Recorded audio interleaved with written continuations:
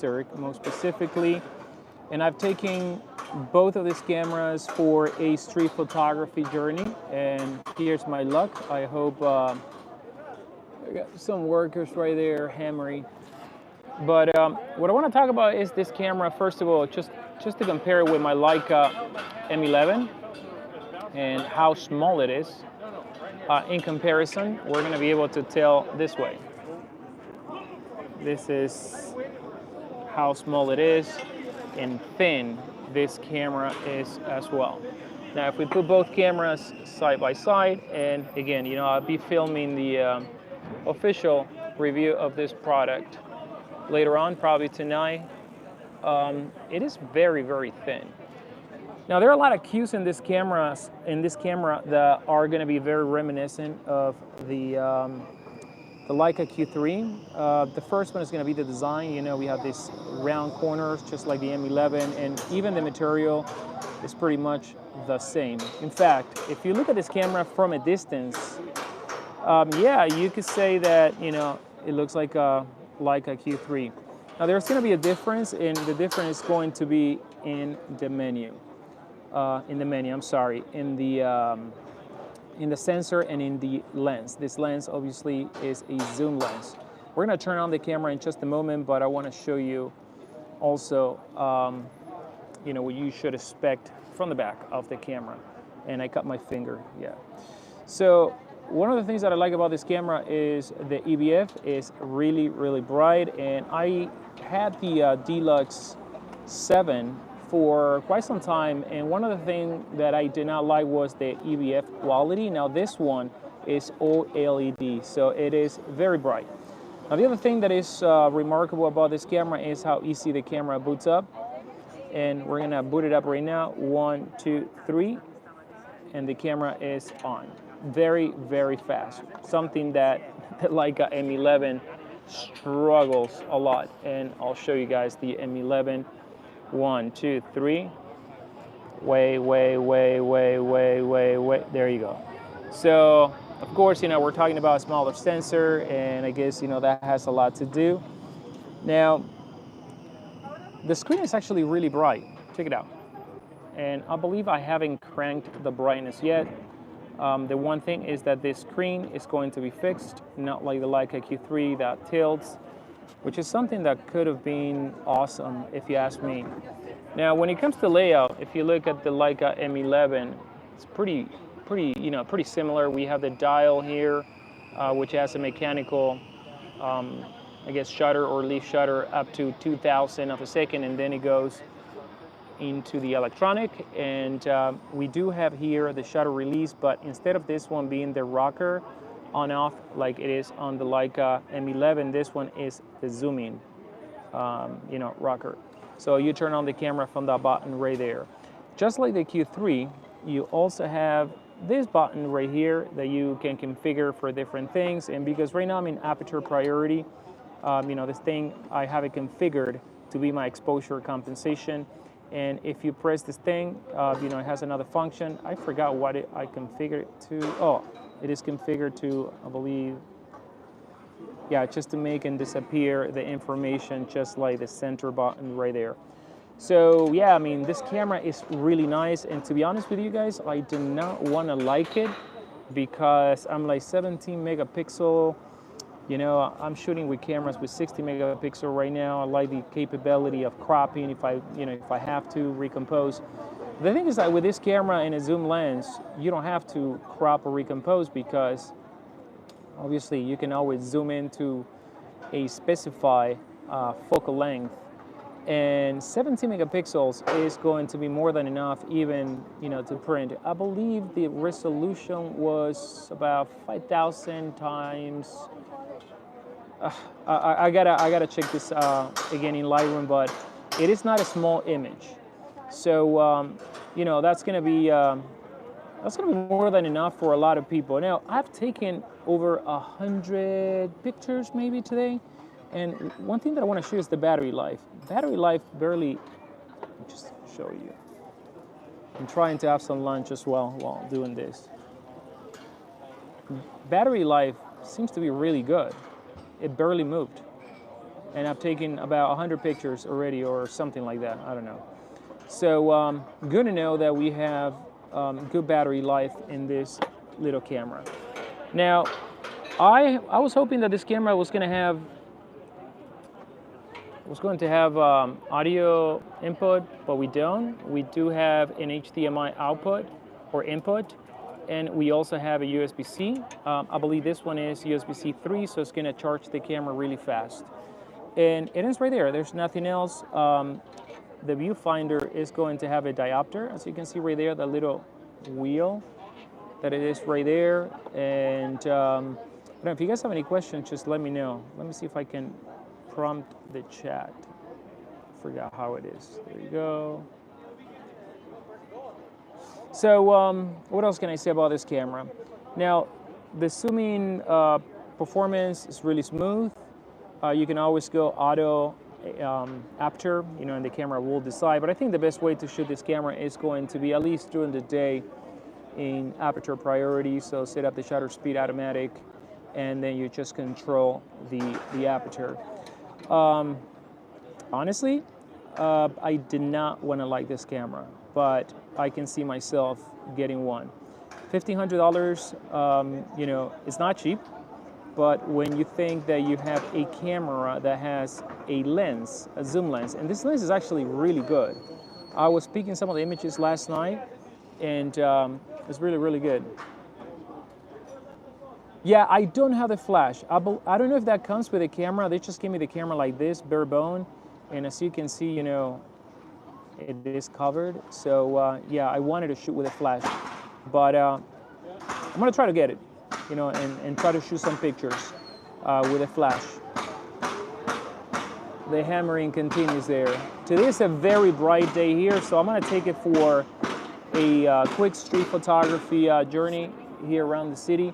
One thing that I also noticed is that it is really fast. Everything is fast in this camera. The autofocus, you tap and it just responds really quick. It also has face detection. You can see some of the pictures that I've taken now. But because I'm streaming directly from YouTube, I cannot zoom or focus. I mean, that's just kind of weird. But yeah, the quality so far is really good. Let me just show you the menu a little bit. And again, a lot of these things you guys are going to see in my in-depth review. But if we go to the menu, right here, it's very similar to what you're used to, if you have Q3. So you have the first screen right there with your basic information. You can choose, how to focus. The mode of the autofocus, picture profile. Now, someone asked me in the video that I did yesterday if this one has the Leica Lux. And again, this one, they told me it is a pre-release firmware, and I did not see Leica Lux yet, but let's actually cruise by the menu together and see, what the options are. So the screen is very similar to the Q3. You have dry mode, then you have self-timer, focusing options, exposure metering option, exposure compensation, ISO. And we're gonna go to page number 2, which we have, let me see if I can focus here. But we have the main menu, we have auto ISO settings, we have the white balance, we have the file format, which you can actually shoot right now, JPEGs and DNG, which is what I'm doing right now, and I'm gonna be showing you in the video the JPEGs and DNG as well. Let's go to JPEG settings, and as you can see right now, I'm actually shooting large JPEG, and there are 3 resolutions for them, 16, 8, and 4 megapixel. That's that. And now film styles. So right over here we have the standard mode, which is the one that I have on right now, vivid, natural, monochrome, and my favorite one, which is monochrome high contrast. I'll be diving into this more in depth later on. You can also control highlights and shadow, and adjust that to your liking, and also the dynamic range. Then in page 3, we have scene mode, optical image stabilization. We do not have IBIS, and that's gonna be it, for this camera. Optical only on the lens. The shutter is hybrid, like right now. You can choose either. And yeah, basically it works like the menu of the M11 or the Leica Q3. Of course, you do have compatibility with the Leica Photos app right there. I haven't paired it yet, but I will be doing that in my full review of this camera. And then you also have display settings right here, which I have configured and already have adjusted it to my liking, which is the eye sensor sensitivity. I set it to high, and the screen is right now in auto. Let me show you the brightness. There you go. Now that is full brightness. So this thing is, if you take a look at it, it's just really bright. It's really, really bright. Very surprising. Probably brighter than my SL3, I have to say. Let's take this picture. There you go. So yes, you can adjust the brightness of the screen and also the LCD. So that's really good. And you have EVF frame rate as well. Sorry, frame rate, which you can adjust it from 60 to 30 frames per second. Honestly, I don't see much of a difference, but it is there. And then you have, format storage is going to be the last option right there. Camera settings, you have all your camera settings there. I changed the numbering to D because it is actually by default with the L, but I don't want to get it confused with my other files. So I just named it D, and I know it's the D Lux, and so on. So again, guys, really nice, interesting little camera, to be honest with you. I did not want to like this camera like I mentioned before. Battery life seems to be good. Looks still in the same place as I left it before. It is really small in comparison to a Leica M11. Sorry about my finger there, trying to do this thing with my iPhone. Just turn it off. When you turn it off, it's truly, truly pocketable, this camera. So on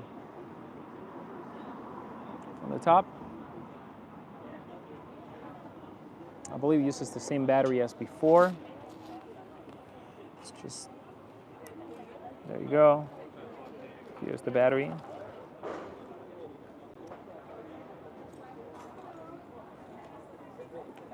And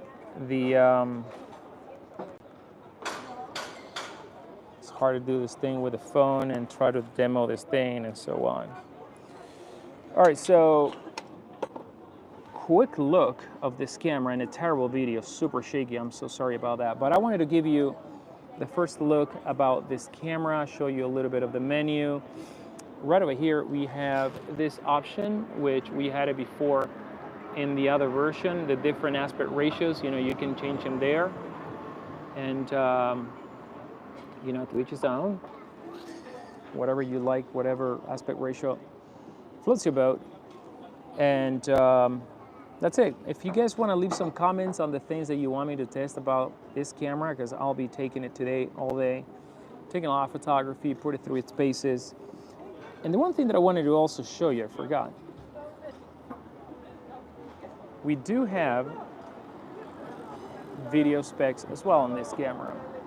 I don't remember if the 7 had video, but anyway, so we do have video specs here, and I'll be talking about those later on in the video. I don't want to just do everything right now in one shot, but we do have a video mode. We do not have microphone inputs, but I'll give you a little glance there. We do have 4K, 30 and 24 frames per second, which is actually really good. And I'm gonna be testing this camera, how good it shoots video. So yeah, again, not bad. And I like it more than what I would have hoped I liked it, because now I'm gonna have to get it, honestly. I actually brought my Ricoh GR3, the 40 millimeter, the GR3X, along with this camera, because I always like to have a tiny little camera in my pocket.